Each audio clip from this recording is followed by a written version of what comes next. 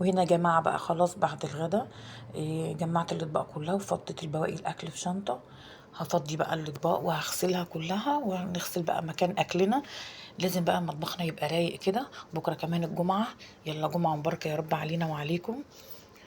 وبكرة كمان أجازة للولاد، فنقعد بقى نذاكر معاهم شوية ونظبط بقى اللي ورانا بقى. تمام كده، قضينا بقى اليوم كله في المطبخ النهارده. المطبخ لما بيكون رايق يا جماعة بتحسي ان البيت كله رايق. مين معايا في النقطة دي؟ انا لما بحس ان المطبخ نضيف ورايق وبيلمع كمان، بحس ان انا بحس براحة نفسية جدا. بلاقي ما بحس ان انا يعني ما عنديش حاجة، بحس ان كأني ما فيش حاجة. انت فاهمة؟ حتى لو الشقة عندك مش متروقة بس المطبخ متروق، يبقى احنا كده زي الفل.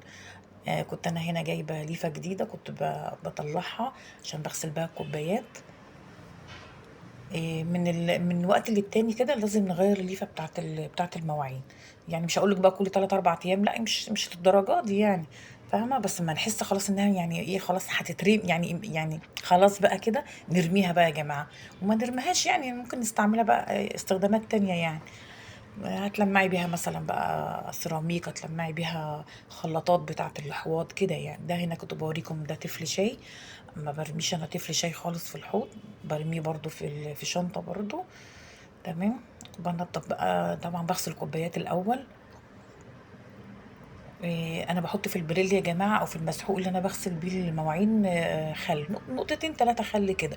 ليه بقى؟ الخل بيعقم وبيلمع وبيخلي الحاجة بتبرق يعني. جربي كده وحطي كده، ممكن يكون ناس كتير قوي قوي عارفة الكلام ده على فكرة يعني. مش معلومة جديدة يعني، بس انا قلت اقولها لكم يعني، اللي مش عارف يعني بذكره يعني، مش اكتر ولا اقل. يا جماعة اللي بيشوفني ينزل بقى يعمل لي لايك، ينزل يعمل لي اشتراك، يعمل يكتب اي كومنت.